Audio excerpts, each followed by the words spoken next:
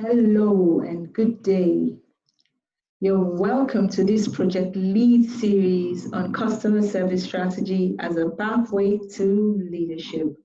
My name is Cynthia Yinkere, and I am Customer Advocacy Advisor at Customer Experience Management Professional Services. Though I have a legal background, I also have 13 years experience in customer success management and advocacy across various sectors, including finance, technology, hospitality, health, and to name a few. Today, we'll be going on an interesting journey on service excellence and leadership. And we will start by defining what quality customer service is, and move on to the importance of customer service. Then we'll look at the application of customer experience, not service now, customer experience strategy in organizations, and we'll see the difference or the relationship between customer service and customer experience. We'll move on to definition of leadership traits that speak to customer service, and we'll conclude. So let's start with quality customer service. What is quality? Quality is the totality of characteristics or feature of a service that determine its ability to satisfy stated or implied needs to a degree of excellence. Who is a customer? Someone interested in the delivery of goods or services from an organization. And what is service? Service is that valuable action or effort performed by a business or person to satisfy a need or fulfill a demand for that person. It could also be an invisible and intangible product provided by someone or an organization to satisfy customer needs. We're all customers many times a day, whatever we do in life. Whether we're students or interns, whether we're professionals or entrepreneurs or civil servants. We visit the doctor when we're sick, we visit the restaurant when we're hungry, we visit the chemist to buy medicine, we go to the dry cleaners. And at all these times, we require some level of service and expectation from all these organizations. I'll have you know that even the NGOs, the non-governmental organizations, are required to meet a certain level of service expectation. How? Via their donors and benefactors.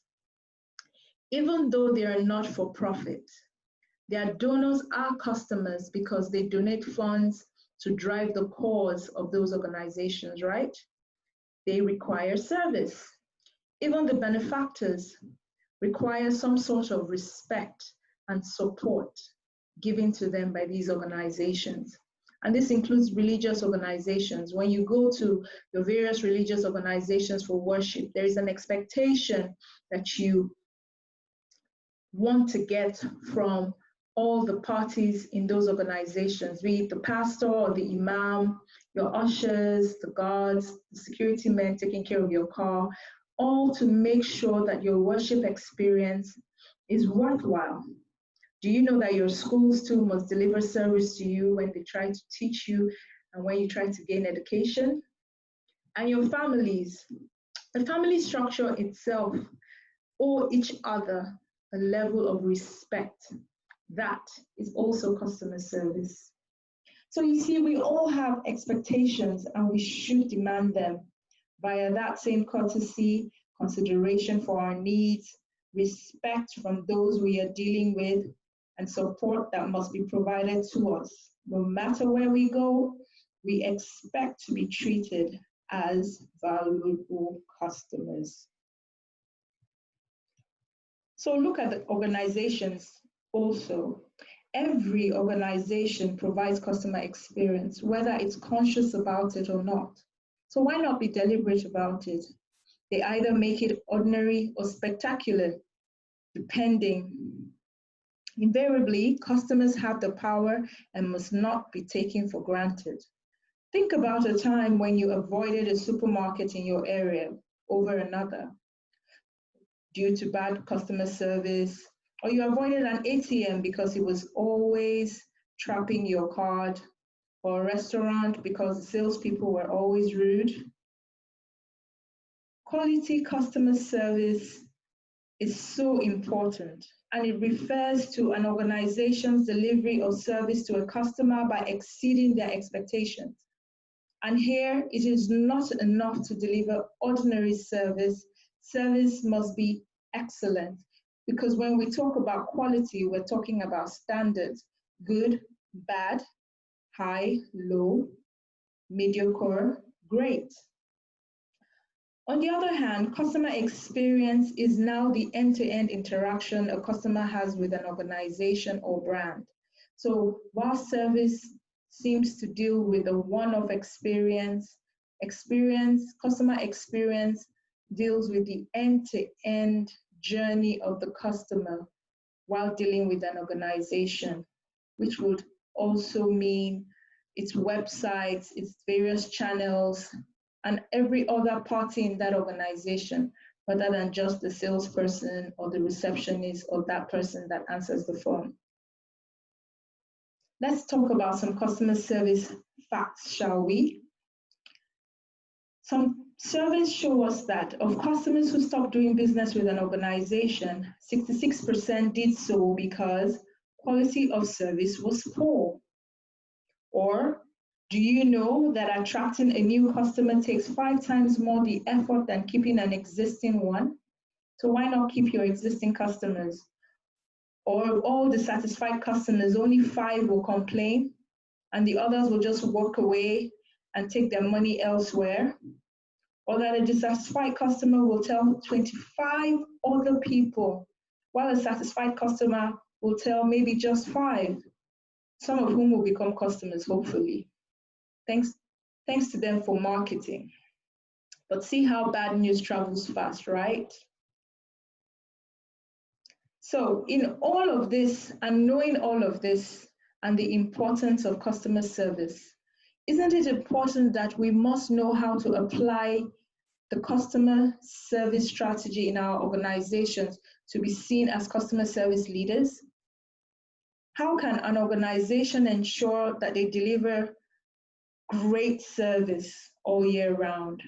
I'll tell you, by adopting a customer experience strategy that rocks.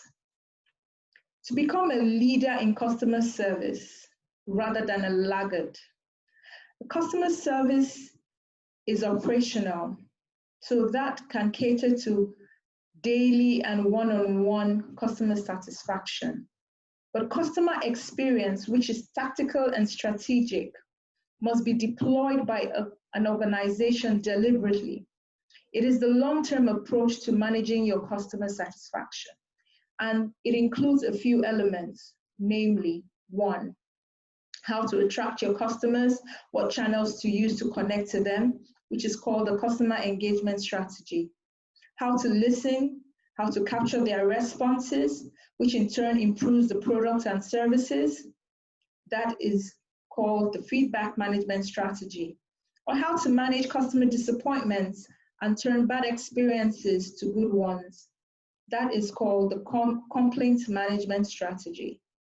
Another one is how to make your customers patronize an organization over and over again to the point where they become promoters. Now that is a sure win called the customer loyalty strategy. And for especially this last element, organizations that engage in customer loyalty have moved from being reactive to proactive and are sure leaders in their organizations. For example, we have organizations like Amazon, like Google, like Microsoft. I'm sure those organizations are organizations that you would agree with me are great in customer service. Now, understanding the applications to strategy to making organizations, customer service leaders, let's ask ourselves this question: what is leadership? Leadership is the ability to drive, to motivate, and direct people towards a common goal or purpose to meet set objectives. You do not need to be a four-star general or political icon to be a designated leader. You are a leader everywhere you are, in every space you are, in your schools, in your classrooms, in your religious organizations, in your friend circles, and even in your family. Now, leadership is so similar to customer service because even customer service requires some form of leadership. So let's look at traits that emphasize a common thread between leadership skills and customer service strategy. We'll look at 10 of them today, and one of them is interpersonal skills. Both customer service managers and officers and leaders require people skills and great relationship management strategy. Secondly, a leader must be a visionary. He must have direction, a set goal. He must have the charisma to steer people towards that goal. Same with every organization that articulates its vision and mission. A customer service leader is sure to make sure the customer is at the forefront of its vision and mission, and he understands that vision and the part he plays in it. A leader must be innovative and a trailblazer, and that's our third point. A leader must be ready to stir the plow, to build influence, and to be willing to take the first arrow or tackle the first problem or discover the first sign of trouble. You should be able to seize the moment. Great customer service organizations do the same thing.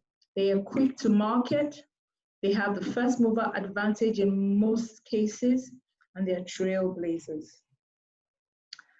Another trait, the fourth in fact, is strategy. Leaders look at the big picture. While much of every leader's job is dealing with crises and problems and helping to resolve issues, but the most successful leaders always remember to step away from everyday issues they must deal with to look at the big picture. This means keeping an eye on the horizon for new opportunities to be acted on and new problems to be avoided. If an organization in turn too finds it constantly surprised by new developments in business or markets, then it's not taking enough time to look at the big picture and might well be in trouble sometime. The fifth trait is agility and flexibility.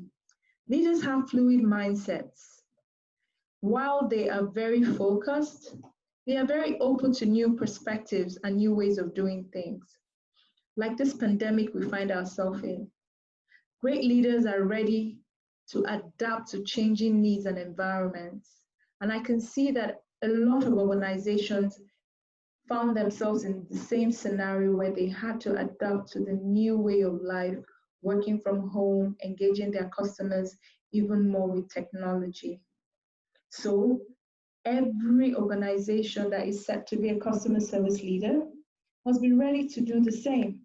Another thing about leadership is adapting to various personalities, because there are different people with different personalities you must direct and motivate.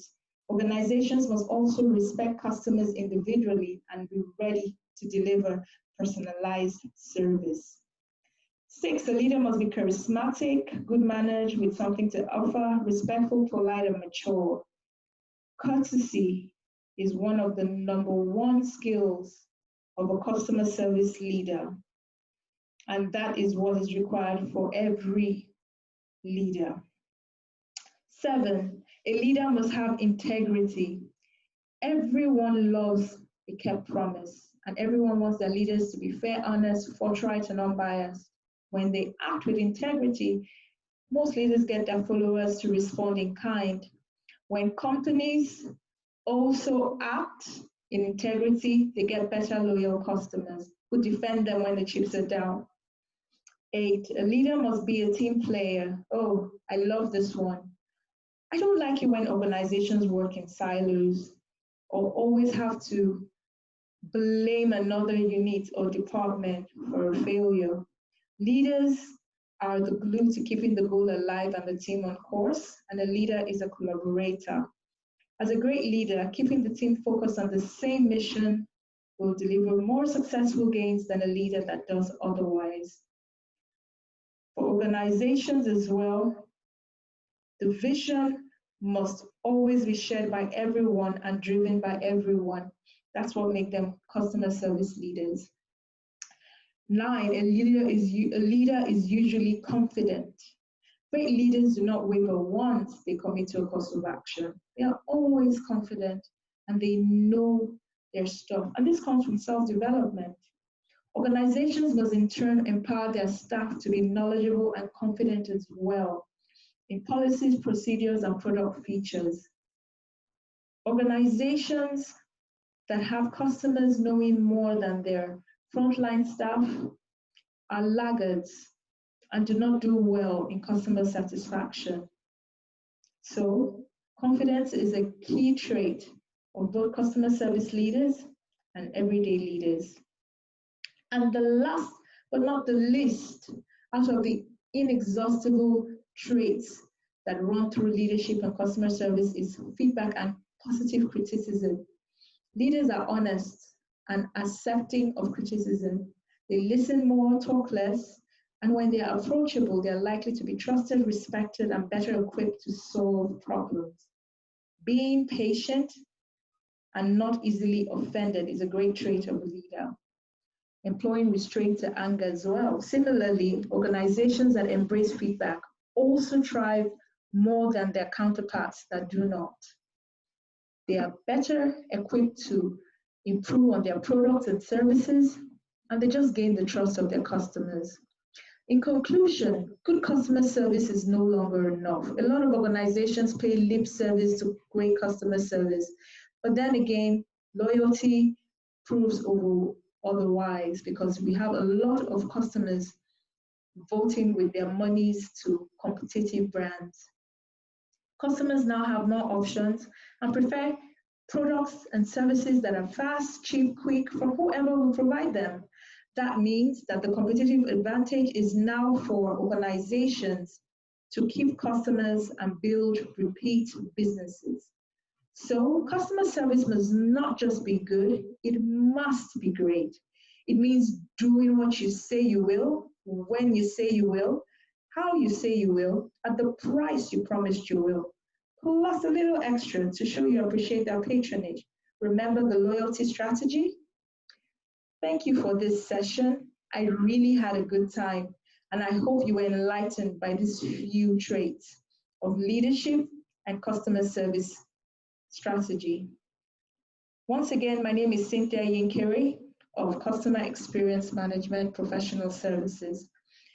Customer Experience Management Professional Services is a customer experience management consultancy that manages customer experience for public, private, and small businesses.